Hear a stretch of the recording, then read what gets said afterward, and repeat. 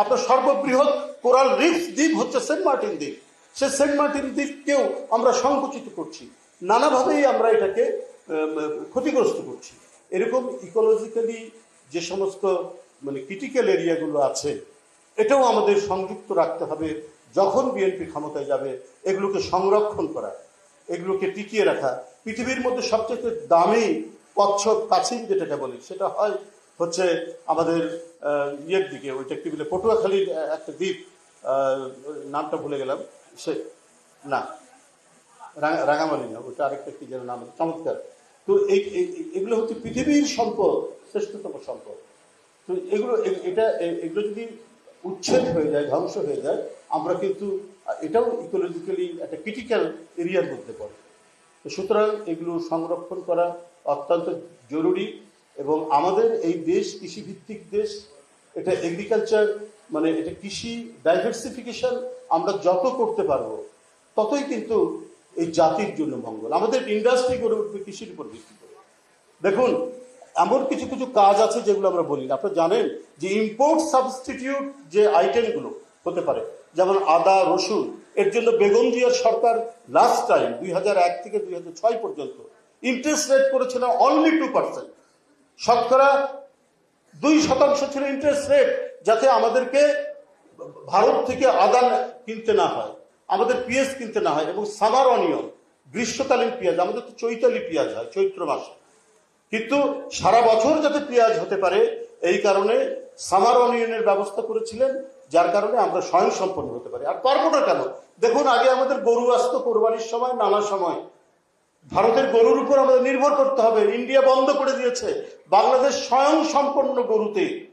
বাংলাদেশের প্রতিটি গ্রামে গ্রামে, বাড়িতে বাড়িতে গরুর ফার্ম, ছাগলের ফার্ম এত বেশি হয়েছে, আমাদের তো ভারতের উপর নির্ভর করতে হয় না। আমি বক্তব্য দীর্ঘায়িত করব না।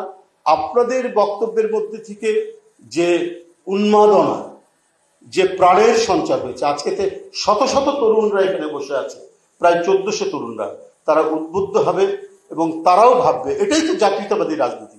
জাতীয়তাবাদ মানে কি? অত বড় বড় পণ্ডিতের ব্যাখ্যার দরকার না। জাতীয়তাবাদ মানে হচ্ছে অহংকার, নিজের সম্পর্কে অহংকার, নিজের দেশ সম্পর্কে অহংকার, নিজের স্বাধীনতা নিয়ে অহংকার। ওই যে একটা ছেলে প্রশ্ন করলো না যে আমাদের 71, আমাদের, আরে 52 তো আমাদের অহংকার, 71 আমাদের অহংকার। কারণ এই 71-এর সাথে বিএনপির নেতৃত্ব জড়িত। যে কথাটি এখানে মাহিদি বলে গেল, 90 আমাদের অহংকার, 24 আমাদের অহংকার। একটা বিশাল রাজনৈতিক দলের নেতৃত্ব দিচ্ছেন তারেক রহমান সাহেব। গোটা জাতিকে যদি সেদিন ঐক্যবদ্ধ করে ওই ছাত্রদের আন্দোলনের সাথে সম্পৃক্ত না করতেন, তাহলে কি এই ছাত্ররা যখন আন্দোলন করছে, গুলি খাচ্ছে, বাড়িতে বাড়িতে আশ্রয় পাচ্ছে, কিসের জন্য? যে গণভিত্তিক রাজনৈতিক দল বিএনপি, তার নেতাকর্মীরা যেমন রাস্তায় নেমে গুলি খাচ্ছে, আবার ওই যে সন্তানরা, শিশুরা, কিশোররা, তারা যখন গুলি খেয়ে বিভিন্ন জায়গায় যাচ্ছে, বাসা থেকে, বাড়ি থেকে লোকগুলো এসে তাদেরকে নিয়ে যাচ্ছে, ক্লিনিকে নিয়ে যাচ্ছে, বাসায় আশ্রয় দিচ্ছে, বাসায় বাসায় বিএনপি পরিবারের বাসায় বাসায় তারা আশ্রয় পেয়েছে। কিসের জন্য? বিএনপি এই সংগ্রামের একটি নেতৃস্থানীয় দায়িত্ব পালন করেছে এবং সংগ্রামের অগ্রদূত হিসাবে কাজ করেছে। ভারপ্রাপ্ত চেয়ারম্যানের নির্দেশে এবং ভারপ্রাপ্ত চেয়ারম্যানের নেতৃত্বে সেদিন আমরা কাজ করেছি। আমরা তো ওই দিন 24-এর সেই আন্দোলনে আমরা অনেকেই সেদিন কারাগারে, জামিনুল এখানে বসে আছে, একসাথে আমরা কারাগারে একসাথে রিমান্ড খাচ্ছি। কেন?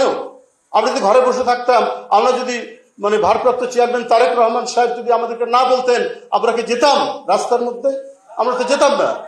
তো উনার এই সংগ্রাম যাতে বিজয় হয়, শেখ হাসিনার যাতে পতন হয়, আমাদের বহুদলীয় গণতন্ত্র যাতে প্রতিষ্ঠা পায়, এই কারণে আমাদের মতো কর্মীরা আমরা সেদিন রাস্তায় নেমেছিলাম। বলে ওই যে আমাদের নিপুণ, তোর কেবল তার একটা সার্জারি হয়েছে, ও বেচারিকে দেখলাম যে ওই অবস্থায় তাকে ধরে নিয়ে এসে ইয়ের মধ্যে নিয়ে গেছে। এই যে টোটাল যে ঘটনাটা আন্দোলনে, তো 24 কার অর্জন?